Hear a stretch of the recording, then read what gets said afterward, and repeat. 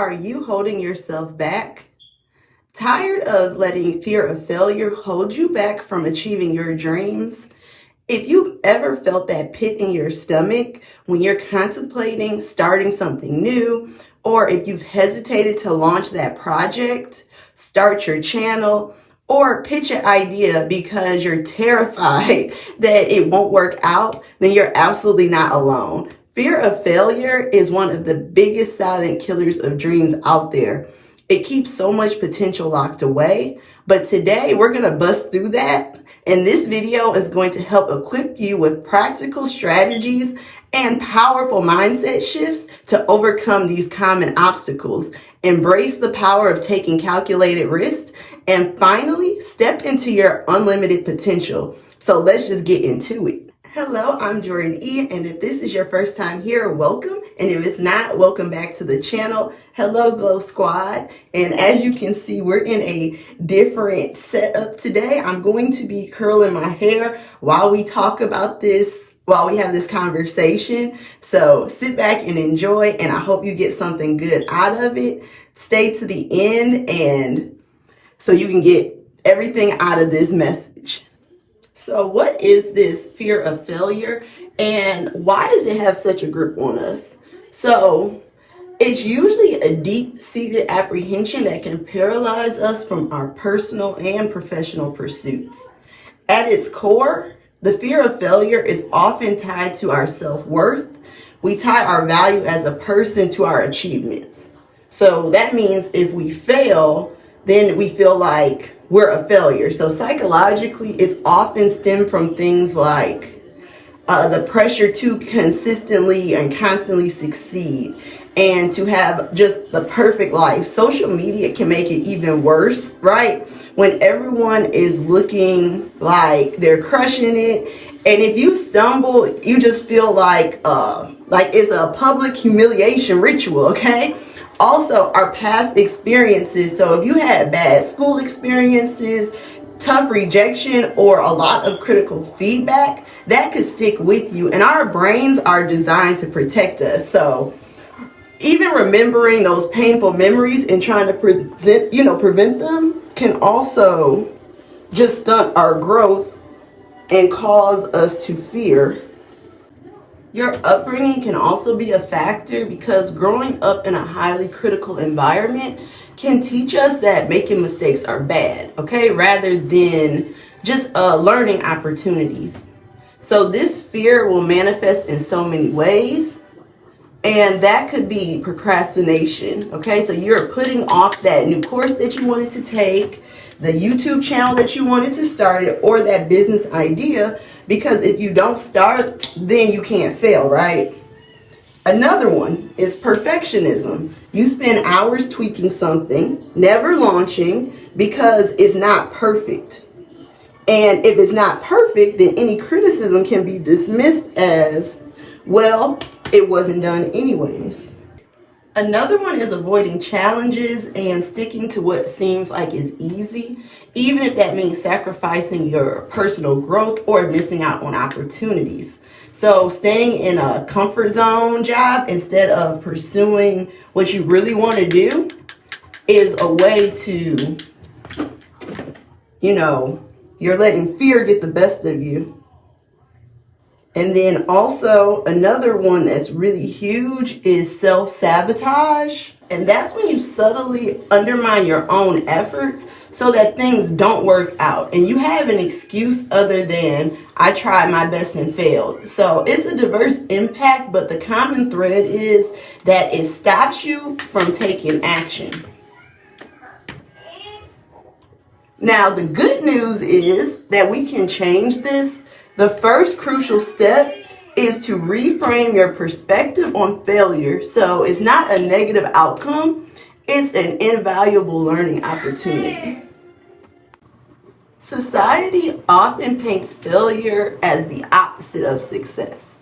But what if failure was actually a part of success? So think about every single successful person that you admire. They have stories of massive setbacks, rejection, and outright failure before they got to where they are.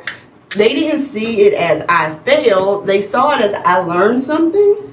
that didn't work. Now I can do something different the next time. So this brings us back to the growth mindset. We talked about this in a previous video, but it's really powerful here because instead of believing that your abilities are fixed, you believe that you can develop and through effort and dedication. So instead of believing that your abilities are fixed, you believe that they can be developed through effort and dedication. When you truly embrace a growth mindset, then you're going to welcome challenges. They're not going to be threats, but opportunities to stretch and to grow. So think of it from this perspective. Every failure is going to give you data, and that's feedback that you can use, and you can ask, what can I take from this? So you can see your failure as a stepping stone. So this isn't the end of the road. It might just be a detour or a necessary stop on the way to your destination. So you're probably wondering, how do we actually cultivate this? And the first thing is, one, you need to set realistic goals and learning-oriented goals. So instead of saying, I will earn 10K this month or I'm a failure, try, I'll launch my first product and learn everything I can from the process. Now, this one might be a little more hard, but embracing feedback and asking for feedback. So even if it stings a little, see it as valuable input on how you can improve, and don't take it as an attack on your worth. So just see what resonates and what you could do to just make it better. And then also, you want to celebrate your small wins. You don't have to wait for a massive breakthrough. You can celebrate uploading your first video or getting your first lead or setting up that email campaign that you've been wanting to do. Because basically building up momentum, that's going to lead you to more and more wins. Of course, having a new mindset is awesome, but we also need to have actionable strategy to put it into practice and truly conquer that fear when it strikes. So one powerful tool is visualization, and before a big launch or a difficult conversation, or it could just be stepping into a new role, take a few minutes to mentally rehearse what the success is going to be. So close your eyes and see yourself achieving that goal. Feel the confidence, hear the positive feedback, experience the outcome that you desire. So this isn't just dreaming. What you're doing is mentally preparing your brain for success, making the actual action feel less daunting and more familiar. Now I want to talk about the power of positive self-talk and that negative voice in your head. It's a habit and it can be changed. So instead of saying that I'm going to mess up, try saying I'm capable and I'm going to give it my best shot. Instead of it's too hard, try I can learn and grow through this challenge. Another one, what if I fail? Say, what if I succeed? What if I learn something amazing? So when you consciously identify negative thoughts and replace them with empowering affirmations, it's going to take practice, but it's going to be incredibly effective in building your inner resilience. And finally, to reduce overwhelm and just foster a sense of progress, break down your large goals into smaller, manageable steps. So that grand vision that you have of your 100K business, then, it's going to feel intimidating. But what if your goal was just to brainstorm 10 video ideas for the day, or to research one software tool? Each of these small steps is going to build up momentum and make the bigger picture less scary. And that's going to give you frequent opportunities to celebrate your progress. And that's what you have to do to get to your dreams. You're just taking one stair at a time to get to the level of success that you're looking for. So as you apply these strategies, something amazing is going to start to happen, and you're going to start to unlock your true potential by embracing risk. So we all have a comfort zone. It's safe, it's predictable, but growth actually happens outside of that. So identifying, your comfort zone and intentionally pushing its boundaries by taking calculated risks is not about being reckless, okay?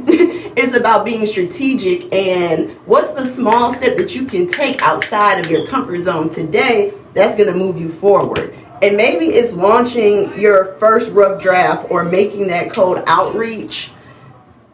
There are direct correlations between taking calculated risk and unlocking new opportunities for personal and professional growth. So, every successful person or business that you see has taken risk. And the big breakthrough almost never comes from, staying in the safe zone. It comes from actually experimenting and, yes, even failing forward sometimes. So think about people like Oprah Winfrey. She was fired from an early news job, but she just kept embracing the challenge and kept moving forward and was able to build a media empire. We all know J.K. Rowling, or most of us, who was rejected by dozens of publishers for Harry Potter, but look what happened with that. And then Michael Jordan, one of the greatest, if not the greatest, was cut from his high school basketball team, and that just made him lock in even more, and the rest is history. So these individuals use failures to actually help them grow and learn and to soar. And those stories demonstrate the transformative power of taking action even when there's fear. Just think of this for a minute. Just living a life truly free from the shackles of fear and self-doubt, and the liberating feeling of knowing that you're pursuing your dreams, not just avoiding what makes you uncomfortable. And there is immense potential that lies dormant within so many of us. Simply due to the fear of failure, it's time to unleash it and embrace a mindset of fearless action. So take those calculated risks, pursue your dreams. I want to know, what's one small calculated risk that you're going to take this week to push past your fear of failure?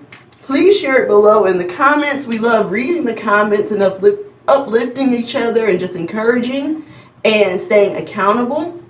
If this video resonated with you, then give me a big like on it. And if you're not subscribed, then come on and join us in the Glow Squad. And don't forget to check out my 100K blueprint. I have that linked at the top of the description box.